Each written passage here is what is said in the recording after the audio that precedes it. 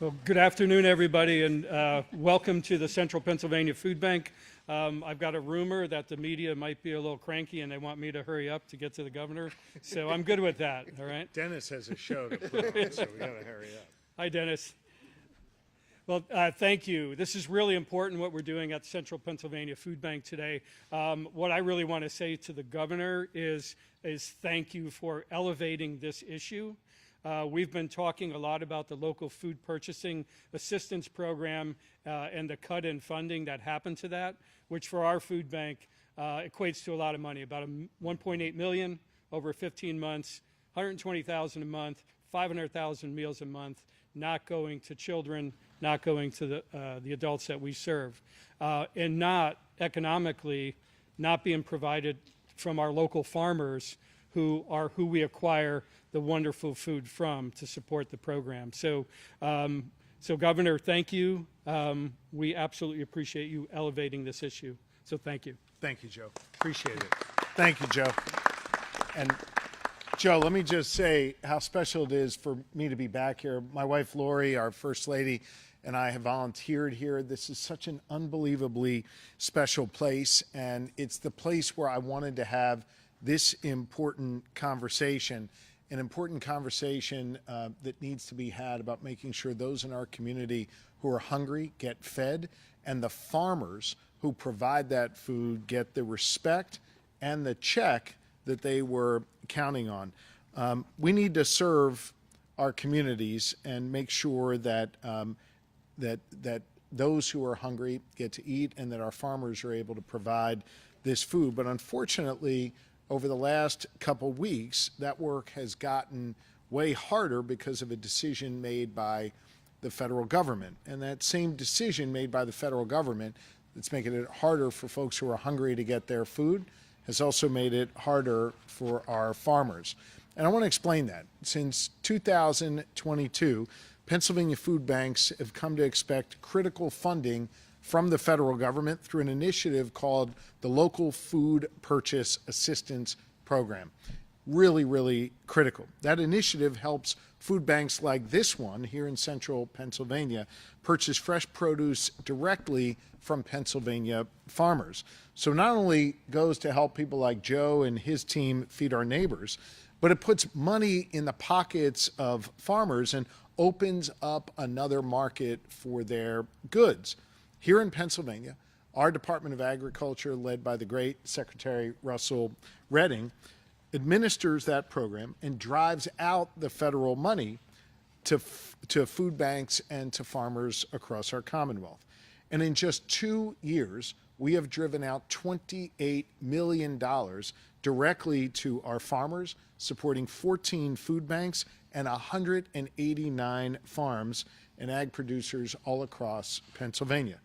I want you to know this is a nationwide initiative, but what's unique about how we run it here in Pennsylvania is that every farm we support, every farm that provides food for places like the Central Pennsylvania Food Bank, every single farm is a Pennsylvania farm. We keep every single dollar that we receive right here in our Commonwealth and on Pennsylvania farmlands, so we can do as much as possible to support our farmers and our ag industry. This funding goes to folks like Amy Brickner, who you're going to hear from in a moment, from Destiny Dairy Bar in Carlisle. And if you've never been there, stop by, and I guarantee you, anytime you stop by there, Russell Redding will be eating an ice cream cone when you're there. It goes to people like Ben Rice, who grows delicious apples in Adams County. And it goes to potato farmers like Leila Ricart from Sturman-Masser in Schuylkill County. And all of that funding helps great local farmers, and in return, they provide fresh food to those who are hungry in our communities. It's a virtuous cycle, and it's been enormously successful over many years. So in December, the Pennsylvania Department of Agriculture signed a contract to extend that local food purchase agreement for another 3 years. That contract stated that the federal government would pay our farmers $13 million over the next 3 years so they could continue to supply food banks like this one with fresh food. Again, this wasn't some act of charity. This was a contract signed by the Department of Agriculture here in Pennsylvania with their counterparts in Washington. But earlier this month, we received notice that the U.S. Department of Agriculture, under the Trump administration, had decided to abruptly cancel our agreement. They didn't explain why, but in their letter to us, they only said that this initiative that feeds hundreds of thousands of Pennsylvanians and helps nearly 200 farmers across our Commonwealth, they said that that no longer, quote, aligns with their priorities. Those are their words, not mine. It's hard for me to see how partnering with our farmers and feeding people doesn't align with the federal government's priorities. But as a result of what I consider to be this unlawful action, 189 Pennsylvania farmers will lose a critical source of revenue, and 14 food banks across Pennsylvania will lose access to locally produced fresh foods. Here at the Central PA Food Bank, that means 500,000 fewer meals they can deliver to hungry Pennsylvanians every month. Understand that 1 in 5 children go to bed hungry at night. This decision by the federal government just made it harder to feed those children the way Joe and his team try to do every day. But it's not just here in central Pennsylvania. It's farms and food banks all across our Commonwealth, from dairy farms in Cumberland and Tioga and Westmoreland counties, to growers in Adams and Lehigh counties, to vegetable producers in Columbia County, and of course to our mushroom growers down in Chester County. This will have a statewide impact, both on the people who are hungry, who can't access the food that they need, and on farmers who try and deliver that food. It's my job as governor to protect Pennsylvania's interests, and I want you to know I will use every tool at my disposal to make sure that Pennsylvanians who are hungry get fed, that food banks like this have the stock that they need, and our farmers get a fair deal. So today, I've directed Secretary Russell Redding, on behalf of the Pennsylvania Department of Agriculture, to immediately appeal the USDA's decision to break this contract with Pennsylvania and illegally terminate this agreement. The appeal right exists under federal law, and we are exercising our appeal right here in Pennsylvania. My administration is demanding that the federal government rescind their termination notice and honor their obligations under this agreement that we signed just 4 months ago. Pennsylvania farmers and food banks are owed $13 million, and I won't stand by and let our farmers get screwed in the process. And if the USDA does not rescind this termination, hear me on this. We are prepared to take further legal action to protect our farmers and ensure those who are hungry get fed. You know, I've spent a lot of time visiting with farmers and listening and learning from them. As you know, agriculture is now one of 5 pillars of economic opportunity in Pennsylvania. Tomorrow I'll be at a dairy farm in Blair County talking about this issue. And I'm going to join in a couple weeks Chris Hoffman and his team at the Farm Bureau's annual luncheon in a few weeks. I want to take a moment to thank Chris Hoffman and the Farm Bureau for their outstanding advocacy for Pennsylvania farmers.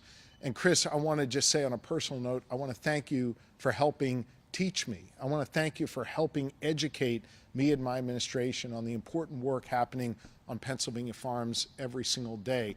Your direct advocacy has led to meaningful change in the Commonwealth of Pennsylvania, and we are incredibly grateful to you.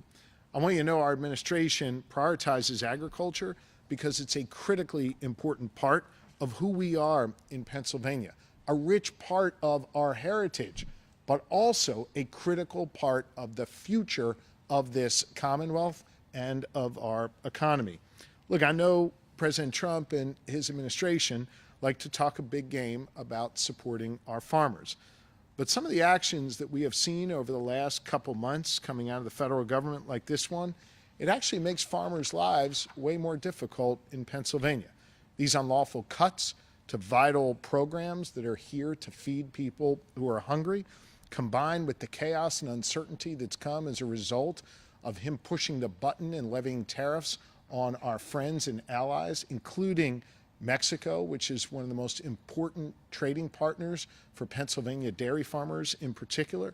Well, all of these actions, all of the chaos he's created is doing real harm to our farmers. I'm not sure why the Trump administration is doing this to our ag community, but I want you to know here in Pennsylvania, we want to make clear that we give a damn about our farmers and we've got your backs. We are investing in our farmers at the state level with our Pennsylvania Farm Bill, with a new Ag Innovation Fund, with the Agriculture State Surplus Initiative, and so much more. We've been able to bring Republicans and Democrats together to show our farmers that here in Pennsylvania, we care about them. And to that end, I need to say a special thanks to your local representative, Representative Justin Fleming, who you'll hear from in a moment, who's really led the way in so many ways on these important ag investments. I think it's also important to note the presence of Representative Davidson and Representative Mattson, who also represent this community. But note the presence as well of Representative Salisbury, who joins us all the way from Allegheny County. They all understand just how critically important these issues are, and they've put up the votes to make sure our farmers are protected here in Pennsylvania. And know our farmers need to know that they and I continue to have your backs even in these challenging times. So Joe, thank you for welcoming me back here. I know that when we pack food in these boxes, it's packed with products that are coming directly from local farms, including one of our great local farmers, Amy Brickner, who is here from Destiny Dairy Bar in Carlisle. And Amy, I invite you up to say a few words now. Thank you. Thank you, Amy. Thank you, Governor Shapiro. I am a dairy farmer. 3 years ago, I began bottling and selling my own milk on my family farm in Carlisle and in the local Carlisle area, with the hope to bring wholesome, nutritious food directly to my community and to connect the community with where their food comes from. Agriculture is Pennsylvania's #1 industry, and the dairy industry accounts for a large part of that. But still, milk is the #1 requested item at food banks. Not quite 2 years ago, the Central PA Food Bank, through a local food grant program, connected me with Safe Harbor, a nonprofit housing service in Carlisle. Since then, each week, representatives from Safe Harbor have come to the farm and collected my close-dated milk each week to give their residents and people at the Salvation Army Carlisle. This grant helped my small farm cover expenses of jugs and labels for extra bottled milk that would otherwise go to waste. It helped prevent the waste of that short shelf life product, and most importantly, it put 13 essential nutrients, wholesome whole milk, into the hands of people in need. In January, I was told there was going to be a freeze on that grant program, and they understood if I could no longer donate. But I continued the relationship I had started because I knew the impact that I had. This winter was lean, and I lost costs that I couldn't afford to lose. But I am proud of the products that I produce on the farm with my grandmother, my mother, and my 2 sons by my side. I am proud of our community, and I am grateful for an administration that prioritizes good local programs and relationships and community partnerships that make everyone better. I want to be able to continue the impact that I've already had, that is from these grant programs that for dairy farmers to help me cover the expenses and give back to my community. Thank you, Governor Shapiro, for letting me tell my story. Thank you. Thank you. Thank you. I mentioned before Chris Hoffman, the leader of the Pennsylvania Farm Bureau, a great leader for our farmers, someone who's taught us a whole lot, and someone who's managed to take the plight of Pennsylvania farmers and bring it into the halls of power in our state government and get a whole lot of stuff done. And so, Chris, it's my pleasure to have you here today. We appreciate your leadership. Thanks. Well, thank you, Governor Shapiro, and wow, that's a lot of pressure. Yeah, you can do it.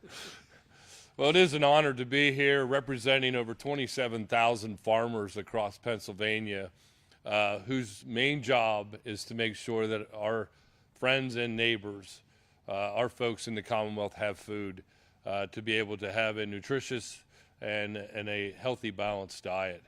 You know, as we were talking about this earlier, and you think about children going to bed who are, hungry, 1 out of 5 children is really not something that we in Pennsylvania should accept, right? So we have to find ways to be able to make that not be the reality that some of the children have. And I appreciate Governor Shapiro and his administration and team, Secretary Redding, as agriculture has now become one of the pillars of economic development and growth in Pennsylvania. We really needed that. We needed that focus on agriculture to really bring us to a level where we have a say in how we can grow and how we can innovate. And the governor's budgets have really proven that he is in to win agriculture in Pennsylvania. I say we have the best farmers here in Pennsylvania anywhere in the country, and I will stand by that because I know what our farmers are doing and every day to try to make sure that we don't have food security issues. You know, we've talked about the Farm Bill. We talked about the needs of what we need in Pennsylvania. And I know that Governor Shapiro and Secretary Redding and all the folks from the, General Assembly, we're working really hard because that Farm Bill is so important to the livelihoods of our farmers and being stability and making sure that we have the safety nets and the ability to move forward. And so having funding coming from USDA, Secretary Rollins, who is our new Secretary of Agriculture for the United States, she is really trying to, as we think about how we move forward in the future, really trying to be a good advocate for farmers. And we're working with her as we work to get a new farm bill in place to be able to have these programs permanent, right? Permanent programs like this that we can rely on, and that our farmers, those 200 farmers that are relying on where their products are going to go, that they'll be able to get paid for them, and that they'll have a market that they're planning on.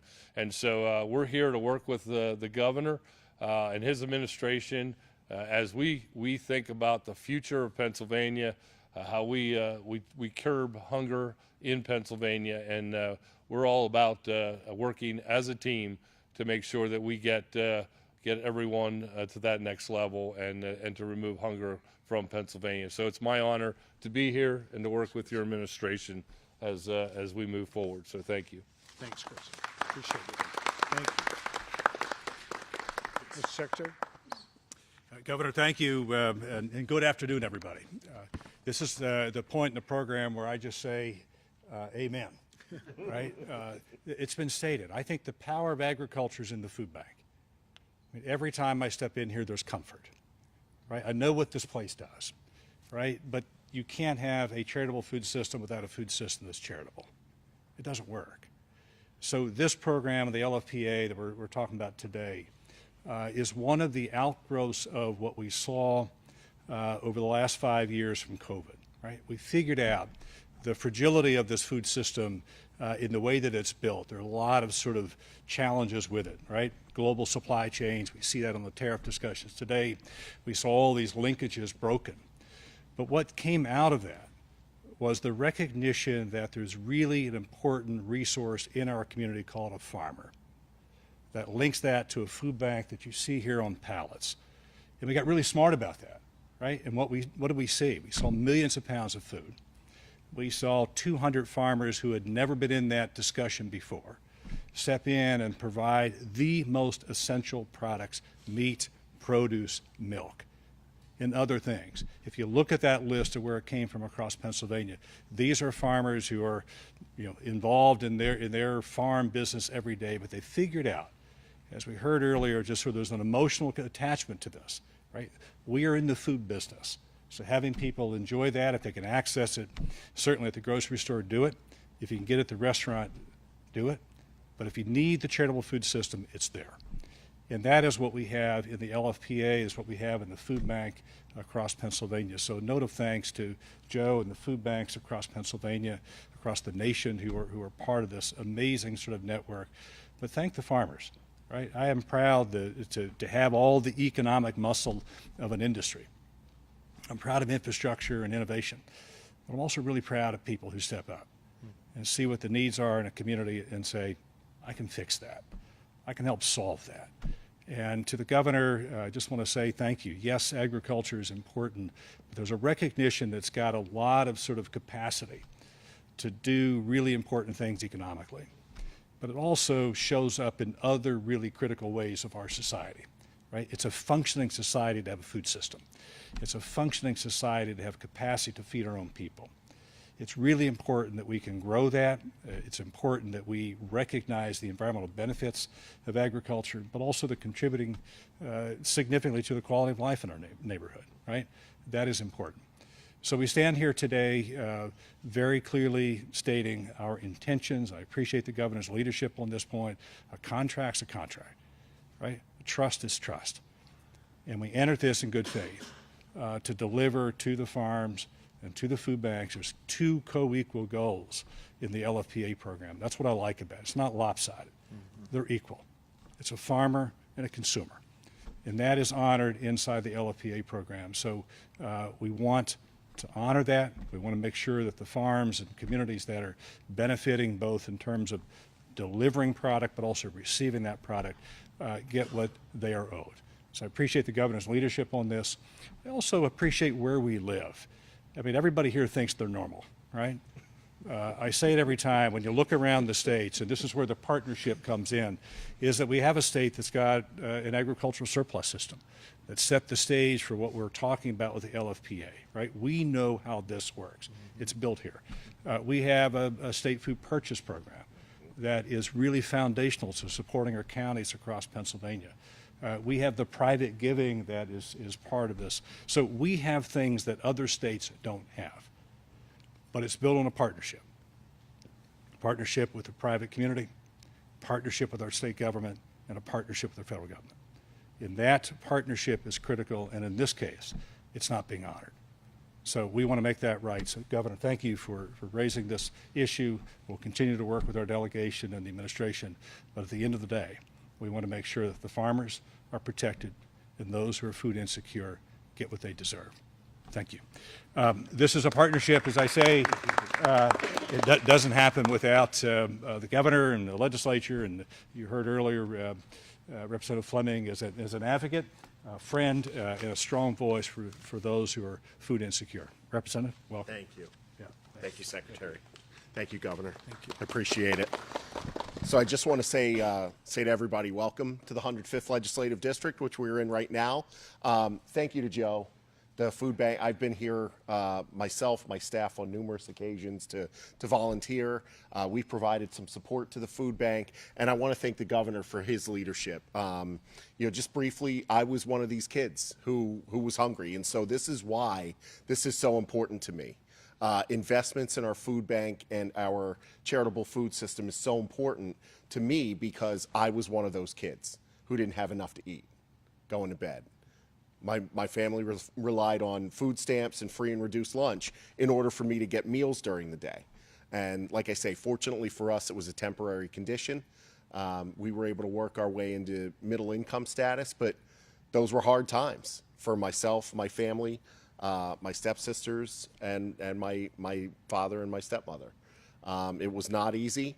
And what I'm most concerned about is with actions like this that the federal government is taking, they are literally taking food out of the mouths of kids all across the Commonwealth of Pennsylvania and all across the nation if this is not a priority.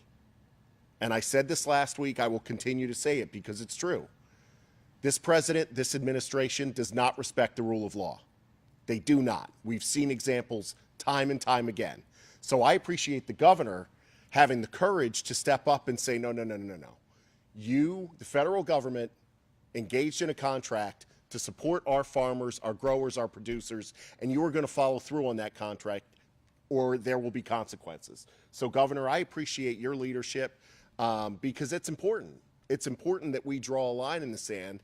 And, you know, unfortunately, we've seen that this president is extraordinarily transactional.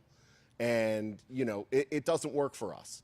When you're a representative of the federal government, you represent all of us, whether we voted for you, whether we didn't, whether anybody votes or doesn't. If they're here, you represent them in their interest. And I do not get, and I cannot abide, feeding hungry people not being part of the federal government's priorities. So I commend you, Governor, for having the leadership to step up.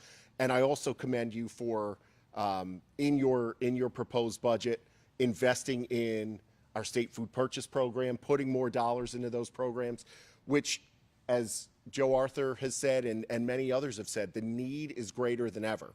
Now is not the time for us to step back. Now is the time for us to lean forward, as all the folks are doing here in this room. And so as we continue to do that, I will always be an advocate to feed our hungry residents, especially children out there who can't fend for themselves.